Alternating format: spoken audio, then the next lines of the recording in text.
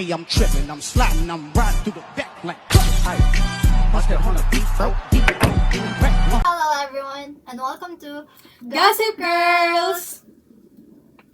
I'm Chaelzy Reyes, your host, together with Briana, and for today we have a special guest. Hello, I'm Allyssa Afalla. Hello, I'm Juliana Bobis. Hello, I'm Vanessa Caña. And Joy Olandia. Since we're done with introductions and the girls have introduced themselves, we're here now to talk about the discussion we have on IDOC 60 last time. So let's start our podcast now, girls. Are you guys familiar with George Kant? He emphasized the importance of education in real-life problem-solving skills. Yeah, I kind of get that. Really good, right? Yes.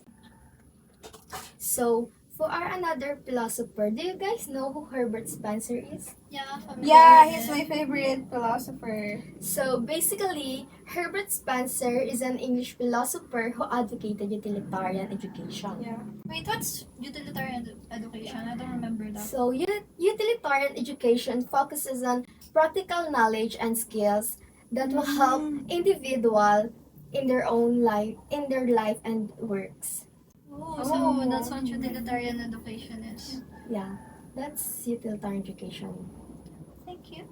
So the main objectives of this podcast is to actually mix the ideas of those two philosophers, which is we chose George Kant and Herbert Spencer. So we have those given philosophers, and how are we gonna be able to actually mix their ideas into one theories?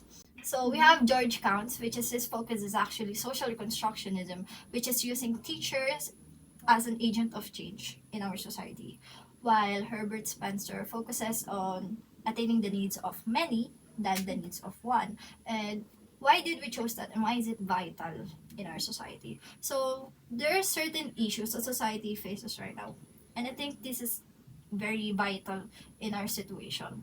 If in order to actually achieve the idea or the philosophies that we're attaining, we have the idea of Herbert Spencer, which is the needs of many than the needs of one, which is the needs of many is more valuable. In order to actually attain the need of the many, we need to identify what is the need. And after we identify what is the need, we need the teachers or the social reconstructionism to change the society in order to feed or to attain the needs of the many. That's what we think on how we're gonna be able to actually mix those ideas. So we have different situations on how can we explain that to roughly, especially with given communities. And our main topic is actually poverties, communities with more resources. So I need you guys to listen, especially since it's gonna give you insights on how are you gonna be able to give the ideas of these philosophers. MG and Vanessa, I want to hear your voices. I just thought about what Chelsea said earlier. How can we apply that philosophy mix in today's classroom? So, education should be, student must be focused on learning and through direct experience or observation to prevent our poverty. So, ayun. Yun lang. Thank you, Vanessa. I want to hear your voice, MJ. These two philosophy helps develop well-rounded individuals to prepare face modern challenges and combines to thinking skills and personal growth to create a meaningful education. Wow. Thank you.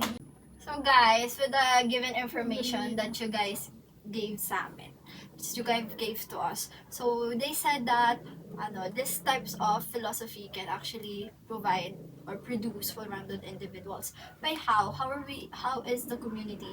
And how can we apply it in today's classroom? So, since Briana is wondering, I can answer that. I've thought of something that can answer that question. So, example, there's a community. The problem of the community is they have resources, but they don't know how to use it. So that's the needs of the many, since they have resources, but they don't know. That's the needs of that specific community. Thus, there are certain students, there's schools in there that how are they gonna be able to solve the problem within their community, within their society. So example of that is how to solve poverty through agriculture. So they have many resources. You guys, like, they have many resources. They can actually solve that poverty by allowing teachers to actually teach students agricultural things such as gardening.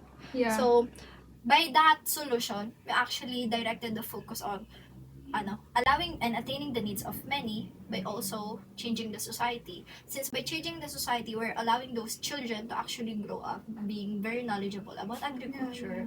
So that is the solution that I think on how can we apply it to today's classroom. Not only through gardening, but teachers can actually give them educational books about gardens that they can agricultural books that all about leaves, all about plants that they can see all around them, how to plant those trees. So those are certain things, certain ways how those teachers and how education can actually influence the society. To wrap things up, I want you guys to share what you learned for today. So for me is, I learned that education is actually very influential towards our society. We might not know it, but education has a huge impact in our society, in how society progress and thinks. How about you, Allyssa? I think education should be helpful for the whole society, not just to yourself, but also to other people. Juliana? So, for me, education must be realistic as the society progresses. How about you guys?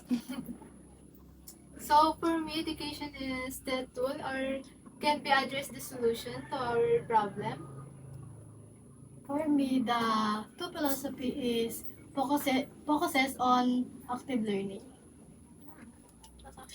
Okay, so thank you for all your inputs, guys. So for me naman is learning about those philosophies is really important for the teachers because it helps them to figure out their own teaching style and also to make good choices in the classroom. So yeah.